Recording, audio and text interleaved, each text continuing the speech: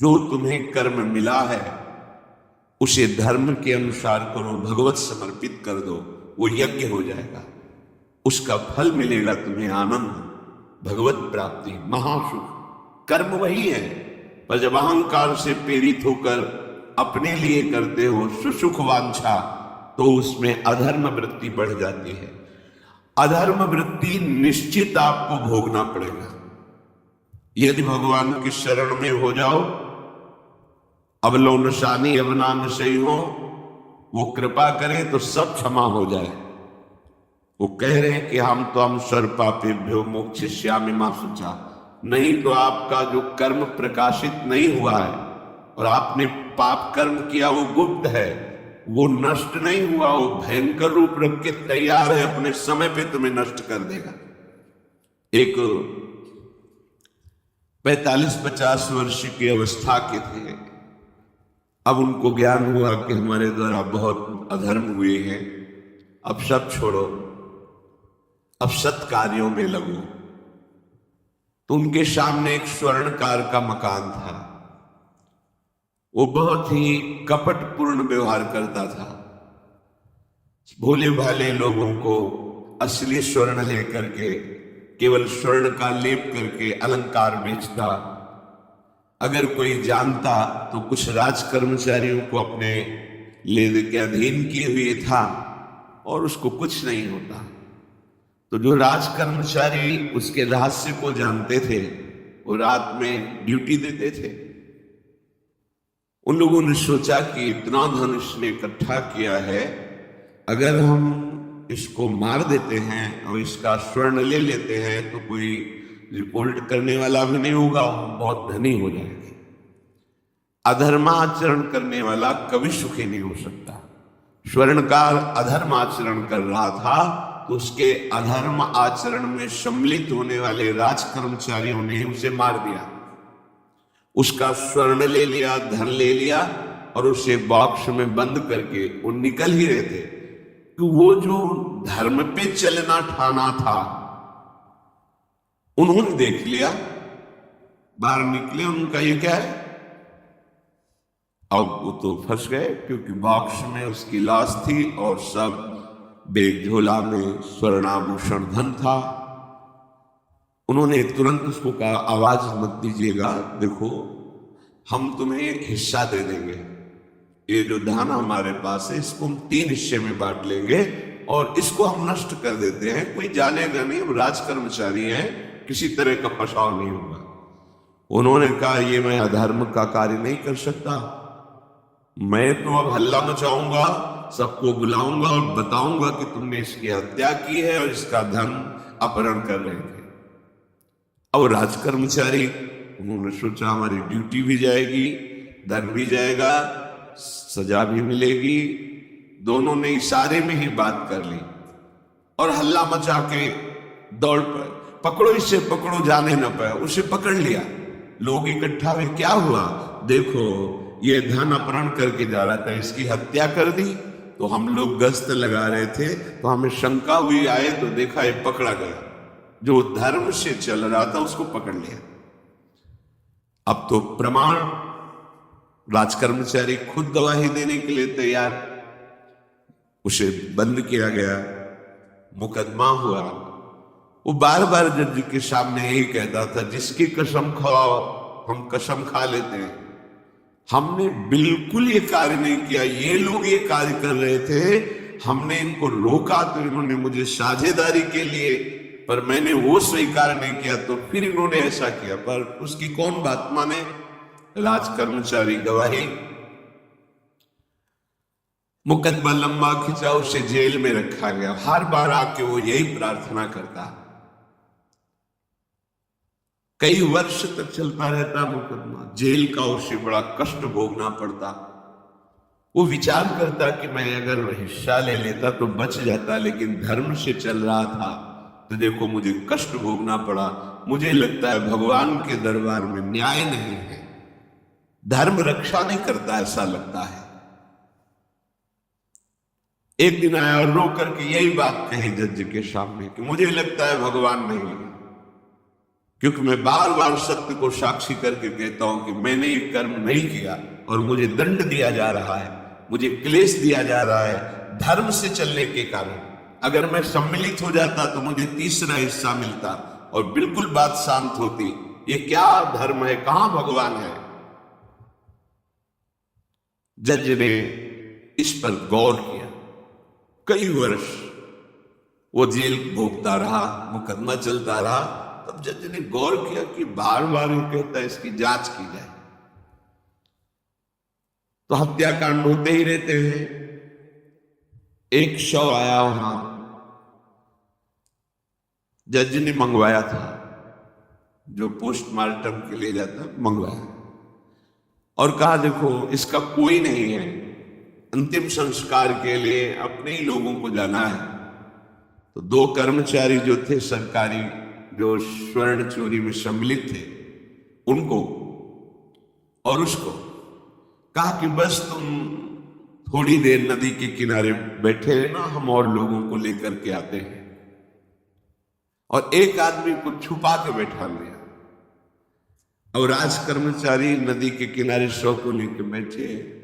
उसको देखा जिसको बहुत कष्ट दिया जा रहा था, सारा आरोप उसके ऊपर था, जो धर्म से चल रहा था। उसे कहा माना नहीं ना, अगर मान लेता तो तीसरा हिस्सा भी मिल जाता, बात वही खत्म हो जाती। देखा, फंसा दिया, तेरे को आजीवन कारावास मिलेगा, कोई नहीं बचा सकता तेरे को। मेरी बात नहीं मानी, कह रहा था हल्ला मचाऊंगा, ऐसा वैसा। अब वो तो जज के द्वारा जो एकांत में बैठा हुआ आदमी था, उसने पूरी बात सुनी। इसीलिए नाटक रचा गया था। तीनों को बुलाया और कहा तुम निर्दोष हो उस धर्मात्मा से। स्वयं इनकी आवाज से हमने सुना, ये कह रहे थे जो तुम बात कह रहे थे। तो उसने कहा कि ये तो ठीक है, अब निर्णय ठीक कर दिया, लेकिन आप कई वर्षों से मैं दंड भोग रहा था, ये कौन सा न्याय है? किस अपराध के कारण? मैं तो धर्म से चल रहा था, इसमें किंचन मात्र मेरा कोई अपराध नहीं था कि कई वर्ष से मैं सजा क्यों भोग रहा था? बार बार प्रताड़ना, नाना प्रकार के कष्ट क्यों भोगा मैं?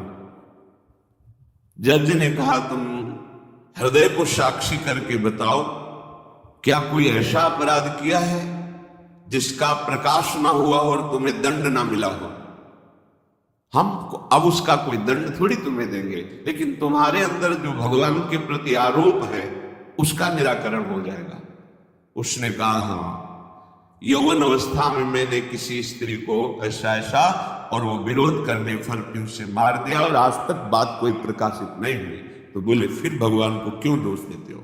वो कर्म तुम्हारा दंड अगर मिल जाता तो नष्ट हो जाता, वो कर्म सुरक्षित है। उसी कर्म ने तुम्हें यहां अधर्म ना होने पर भी फंसाया और देखो तुम्हें भोगना पड़ा।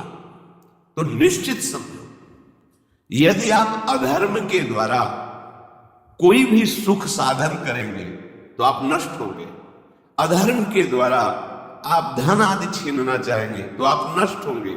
अधर्म कर दिया है और उसका प्रायश्चित नहीं हुआ तो वो कर्म सुरक्षित है। ऐसी जगह फंसाएगा जहां 100% आपने कोई अपराध नहीं किया पर आपको उसका दंड भोगना पड़ेगा। फिर आपको लगेगा कि न्याय में अन्याय हो रहा है, कोई भगवान नहीं है। देखो मैंने बिल्कुल कसम खा के कहता हूं पाप नहीं किया, पर ये पाप का जो आरोप लगा वो पूर्व पाप आकर के तुम्हें दंडित कर रहा है। अब इस कर्म विधान को ये बहिर्मुख लोग क्या जानते हैं?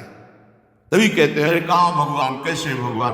आज तुम धर्म से चल रहे हो, लेकिन कल तुमने जो कर्म किया तो तुम शरणागत होकर भजन के द्वारा उसको नष्ट नहीं किया ना, तो सुरक्षित है। अवश्य में भोक्तव्यम कृतम कर्म शुभाशुभम। इसलिए श्री भगवान आदेश कर रहे यज्ञार्थात् कर्मणोन्यत्र लोकोयम कर्म बंधनः तदर्थम कर्म कौन्ते मुक्त संगा समाचर।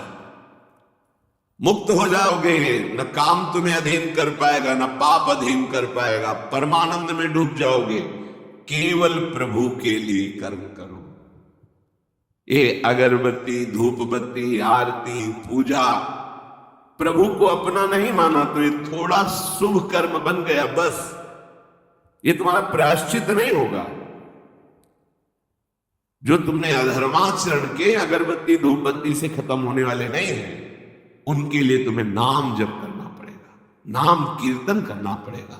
नाम कीर्तनम यस्य सर्व पाप प्रणाशनम, समस्त पापों का नाश करने में समर्थ है। राधा राधा राधा, कृष्ण कृष्ण कृष्ण, गोविंद गोविंद गोविंद। भगवान नाम, अगर भगवान नाम का आपने अंतर जप करने लगे तो आप स्वयं तर जाएंगे और लोगों को तार देंगे। मम भक्ति तो भुवनम पुनाथ सतरति सतरति सलोकाम तारयति। जो भी कर्म कर रहे हो वो भगवान के लिए भावना करो, उस कर्म को भगवान को समर्पित करो, तो तुमसे पापाचरण नहीं होगा। जो पापाचरण हो गए हैं 10 मिनट केवल बैठ करके अपने घर में ही ताली बजा के मंजीरा लेकर के, इसे नाटक मत समझो, आडंबर मत समझो। नहीं, जो आडंबर और नाटक किए हैं ना, वो जब अपना नाटक फैलाएंगे तो तुम उस नाटक से निकल नहीं पाओगे। माया का नाटक है। भगवान नाम कीर्तन, ये जो लोग कहते हैं ना कि भगवान तो हृदय में बैठे, दिखावे की क्या जरूरत है। अगर इतना बोध हो चुका है भगवान हृदय में बैठे, तब तो आप सिद्ध हो गए। केवल वाणी से बोल रहे हो, मन मानी आचरण कर रहे हो, दुर्गति को प्राप्त हो रहे हो, तो है ना सबके हृदय अछत विकारी, पर सकल जीव जग दीन दुखारी। सबके हृदय में बैठा है, पर दुर्दशा रोक रहा है क्या वो? क्यों? क्योंकि तुम केवल बातों से कहते हो सबके हृदय में बैठा है। ऐसा अनुभव किया? अगर ऐसा अनुभव किया तो बेविचार किसके साथ करते हो, चोरी किसकी करते हो, हिंसा की, कपट किससे, द्वेष किससे? बस केवल बातों से बात नहीं बनती। ये कर्म बातों से नष्ट नहीं होता, इसके लिए अनुष्ठान करना होगा नाम का।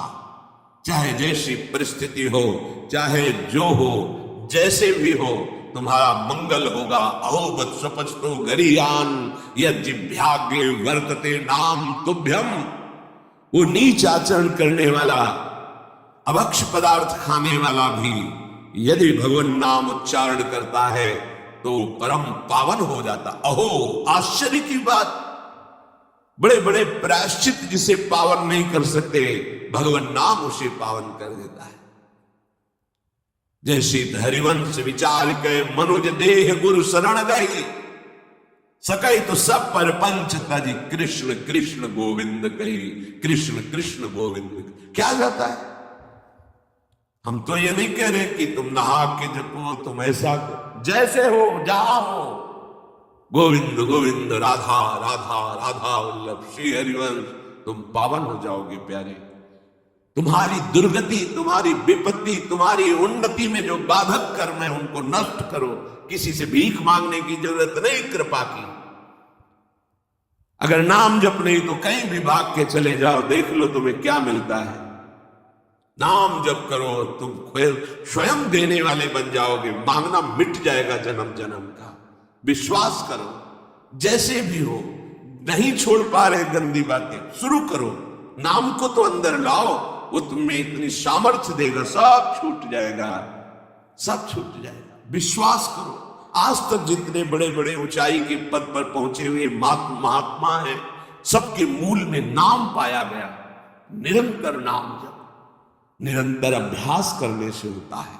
विश्वास करो, इसके बराबर न तीर्थयाटन है, न कोई अन्य साधन है। नाम कलयुग केवल नाम आधारा, सुमिर सुमिर नर उतर पारा। जिसने नाम का आश्रय ले लिया महासुखी हो गया। पर जब तक तुम्हारे पाप कर्म भस्म नहीं होते, तब तक तुम्हें आनंद नहीं मिलेगा। इसलिए विश्वास करके दीर्घ काल तक सम्मान पूर्वक, आदर पूर्वक हृदय में नाम जप करो।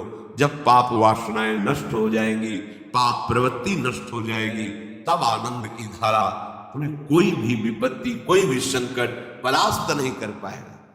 प्रश्न होता है कि हम बहुत प्रयास करते हैं पर सफलता नहीं मिलती।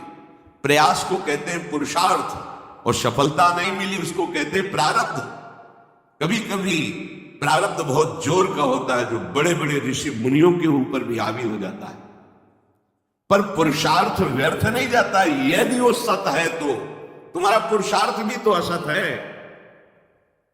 अगर राधा राधा बीच में बोलते रहो और प्रभु की भावना कर लो कि 8 घंटे से जो काम कर रहा हूं वो समय और वो कार्य दोनों प्रभु को समर्पित करते हैं, अब ये सत्य पुरुषार्थ हो गया। अब प्रारब्ध को बदलने की सामर्थ्य आ गई तुम्हारे पुरुषार्थ में। खिलवाड़ नहीं है जो तुम एक भी कर्म करते हो वो कर्म सुरक्षित है, वो तुम्हें दंड दे के रहेगा या तुम्हें सुखी करके रहेगा। असत है पाप है तो दंड देगा, सत है सुकृत है तो सुखी करेगा। विश्वास मानिए, ये सत्य वार्ता है, ये कोई चाटुकारिता की बात नहीं है। सत्य में सत्य रहता है, चाहे जो युग हो चाहे जो समय हो, सत्य अपना प्रभाव दिखा के रहता है। इसलिए भगवान का आदेश है तुम्हारा जीवन भगवत प्राप्ति के लिए, आनंद में डूबने के लिए, मस्त होने के लिए मिला है। ये मस्ती नशा में नहीं है, ये मस्ती दूसरों के शरीर का मांस खाने में नहीं है, ये मस्ती दूसरों की हिंसा व्यभिचार इसमें नहीं है। मस्ती है स्वात्मानंद की, जब कोई चाह नहीं, कोई परवाह नहीं, मृत्यु भी एक खिलौना लगने लगे उसे मस्ती कहते हैं। वो मस्ती आती है भगवान नाम जप से। शुद्ध ज्ञान का प्रकाश हुआ, मरने का भय खत्म हो गया, क्योंकि शरीर राग नष्ट हो गया। इसलिए सावधान होकर जो जहां जैसी भी परिस्थिति में हो भगवान नाम सदैव अपने पास रखो। राधा राधा कृष्ण कृष्ण गोविंद गोविंद, देख लेना, निहाल हो जाओगे, निहाल हो जाओगे, मस्त हो जाओगे। हमारी बात मान लो, हमारी प्रार्थना मान लो, कुछ इसमें नहीं लगता। इसमें न पैसा देने की बात कर रहे, ना कोई संयम नियम की बात कर रहे, जैसे बने मन नहीं लगता, मत लगने दो, बड़ा दुष्ट है। ये लगता है हमें दुर्गति कराने के लिए। अगर इसकी हाँ में हाँ मिलाओगे तो ऐसे निंदनीय कर्म कराता है, घृणा होती है अपने मन से। देखो ना, झांक के देखो ना मन को, कभी ये तृप्त नहीं होगा। वही गंदी बात, वही गंदा चिंतन, वही गंदे आचरण की प्रेरणा। इस दुष्ट को मित्र मानते हो ऐसे मन को? जो हमारा खास दुश्मन है वो मन है, वासनाओं में फंसा हुआ, वासनाओं की प्रेरणा करने वाला दुश्मन मन है। इस मन को डंडे से मारो। डंडा है हरिनाम, जितना जपोगे मन उतना ही सावधान रहेगा। कृष्ण कृष्ण गोविंद गोविंद गोविंद निरंतर रटन करो, राधा राधा राधा। क्या जाता है? जिह्वा से नाम उच्चारण कर रहे, शरीर से अच्छे कर्म कर रहे, विचार अपने आप पावन होने लगेंगे। विचार पावन हुआ तो महात्मा हो गया, चाहे वो गृहस्थ हो चाहे वो विरक्त हो।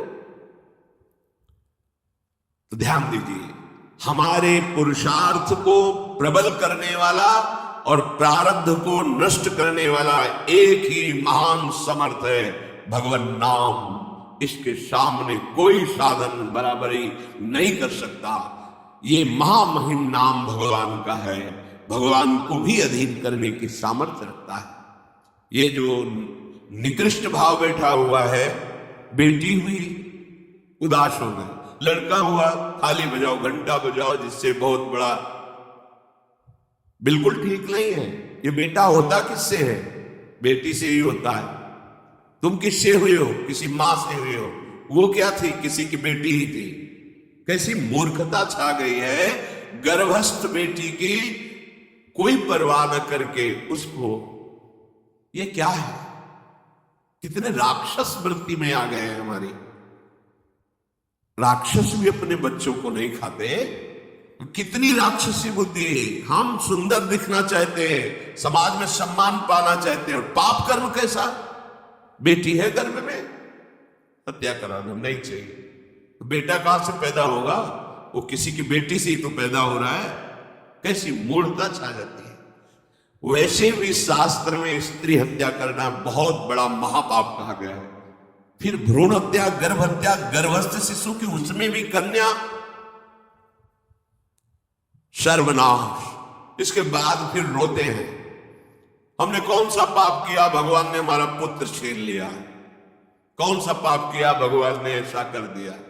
अरे अपने डायरी में तो लिखा करो कि तुमने कौन से पाप किए हैं। फिर जब परिणाम आए तो सोचोगे तो लगेगा बहुत हल्के में निपाट रहे हैं भगवान, हमें तो बहुत कष्ट मिलना चाहिए।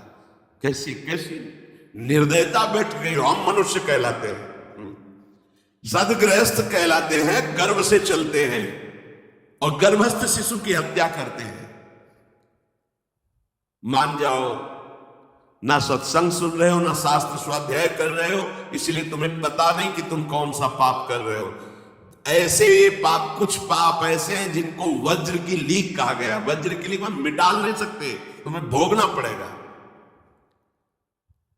जो गृहस्थ है और संतान नहीं है, उस जीवन को सार्थक करने के लिए अपने गृहस्थ जीवन का त्याग करो, तीर्थ धाम कहीं वास की व्यवस्था करो और दोनों मिलकर भजन करो, अपने शरीर को पूरा करो, तो जीवन सार्थक हो जाएगा। अगर गृहस्थ है, संतान है, पढ़ाओ लिखाओ, उसको उसी योग्य करो जैसे तुम्हारे माता पिता ने किया है, तो तुम उस ऋण से मुक्त हो जाओगे। और फिर भी भजन करो, भजन ही तुम्हें भगवान की प्राप्ति कराएगा।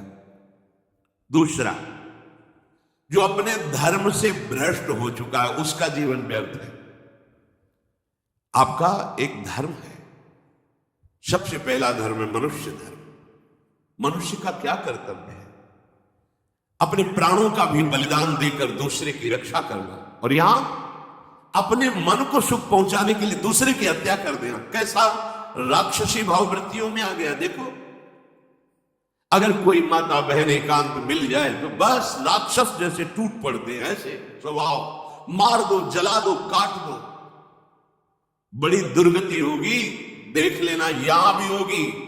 छुपा के भी कर लो, तब कर्म प्रकाशित होगा। जब तुम अपराध नहीं करोगे, अपराध नहीं करोगे, तब वो अपराध तुम्हें फंसाएगा और जीवन भर रुलाएगा। मरने के बाद नर्क मिलेगा। नर्क माने बड़ी जेल है, वो बड़ी जेल, ये छोटी जेल है।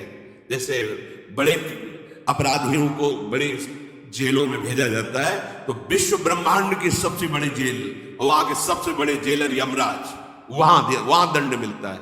आप ऐसा ना सोचिए कि ये सब गप है। गांव में जैसे बात करे तो लगता है गप है, जब जेल हो आते हैं ना तो कहते हैं। एक गांव में मिले थे, कहा था कि अगर रोज 5 जूता कोई गांव में हमें मारे तो हम उसे सह लेंगे, लेकिन दोबारा जेल जाने वाला आचरण नहीं करेंगे।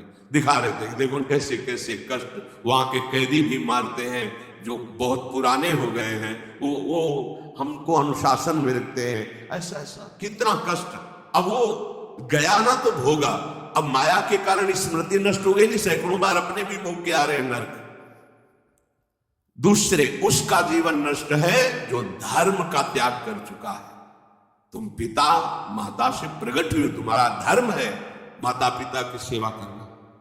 वयोवृद्ध बेचारे माता पिता उठने बैठने में असमर्थ हैं, आप पैसे कमाने के लिए अपनी बहुली निकल गए। अब वो कष्ट भोग रहे हैं, ना उनको देखना है ना उनकी व्यवस्था करना है। मरने दो तो ठीक है, तुम्हारे जब परिणाम आएगा तब तुम भी तो बनोगे ना वृद्ध, तब तुम्हें पता चलेगा। अवश्य में भोक्तव्यम कृतम कर्म शुभास, होश में माता पिता सबसे पहले भगवान हैं। यदि आप गृहस्थ हैं तो, अगर आप बाल्यावस्था से भगवान के मार्ग का अनुसरण कर रहे हैं तो फिर भगवान प्रणत कुटुंब पाल रघुराई, भगवान व्यवस्था कर देते हैं।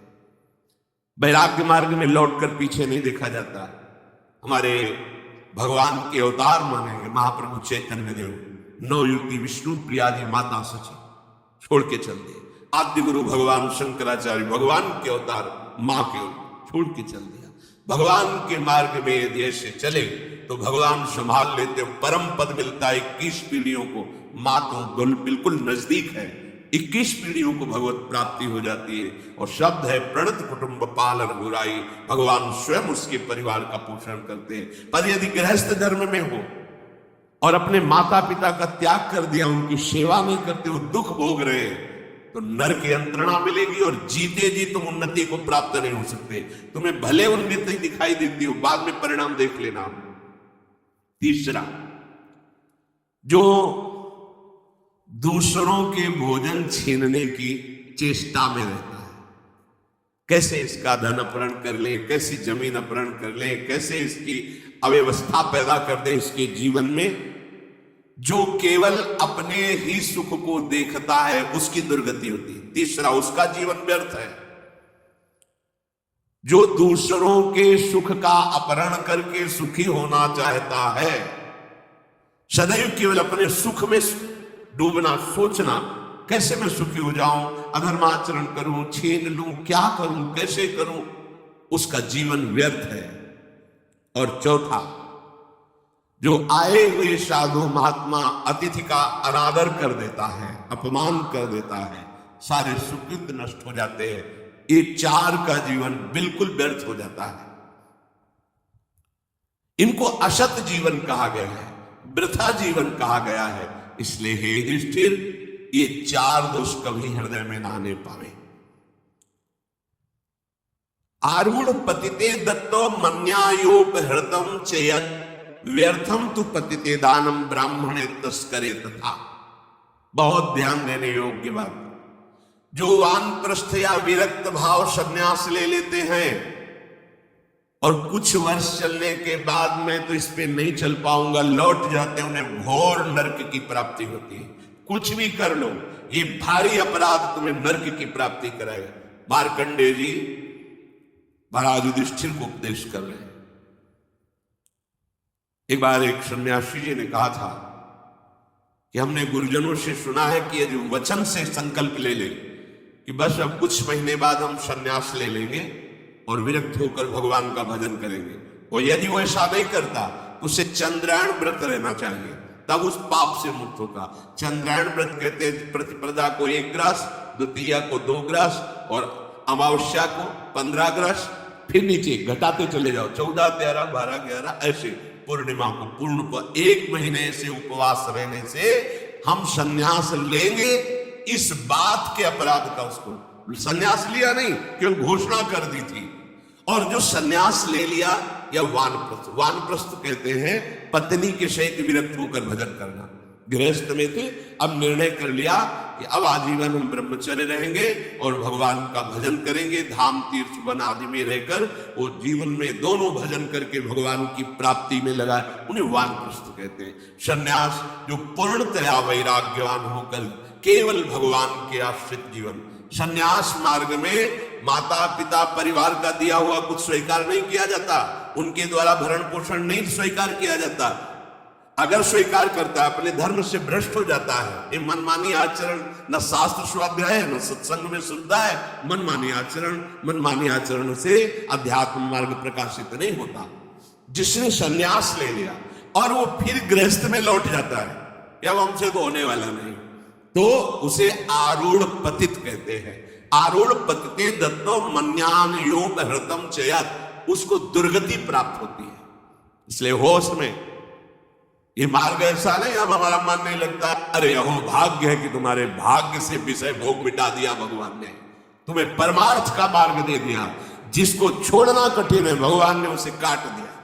चलो मेरे मार्ग में चलो। हम मनमानी आचरण नहीं, बिल्कुल नहीं। यहां शास्त्र आदेश करता है। ऐसे नहीं होना चाहिए कि 4 दिन हुई कपड़ा उतार दिया, कपड़े बदल लिए, 5वें दिन फिर उसी पोशाक में। तो जानते हो इससे क्या होगा? जीवन भर कुछ कर लो, दुर्गति प्राप्त होगी। तस्मात् शास्त्रम प्रमाणम ते कार्य, ये कानून है।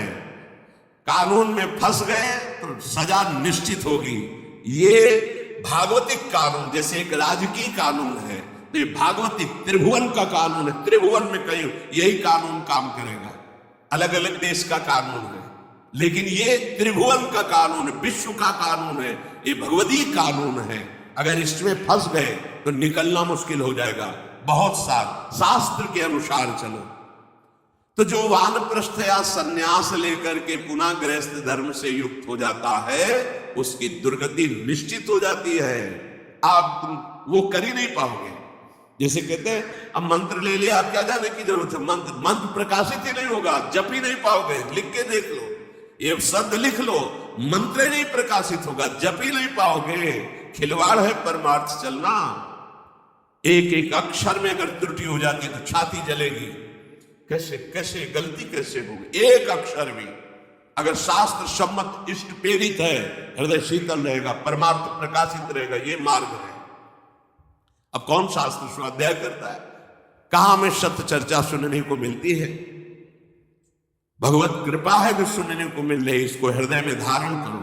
जो जीवन हमें भगवान ने दिया है, ये निंदनीय जीवन नहीं है, ये रोने वाला जीवन नहीं कि हाय हमें दूल्हा नहीं मिला, दुल्हन नहीं मिली, हाँ संसार के भोग नहीं मिले, परिवार बड़ी कृपा हुई जिस दलदल से हम नहीं निकल सकते थे, नहीं निकल पाए अनंत जन्मों से, आज हमारी लाडली ने फूल जैसा मुझे अलग कर दिया।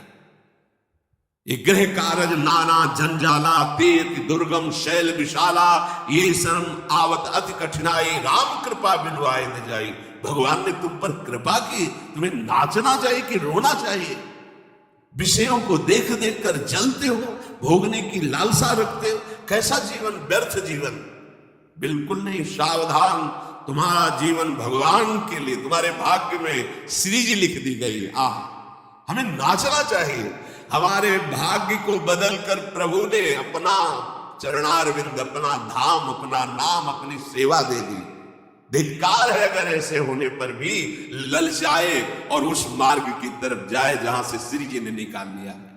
तो जो वानप्रस्थ या संन्यास धर्म स्वीकार करके पुनः गृहस्थ धर्म का आश्रय ले लेता है, उसकी नारकी गति होती, दुर्गति होती है।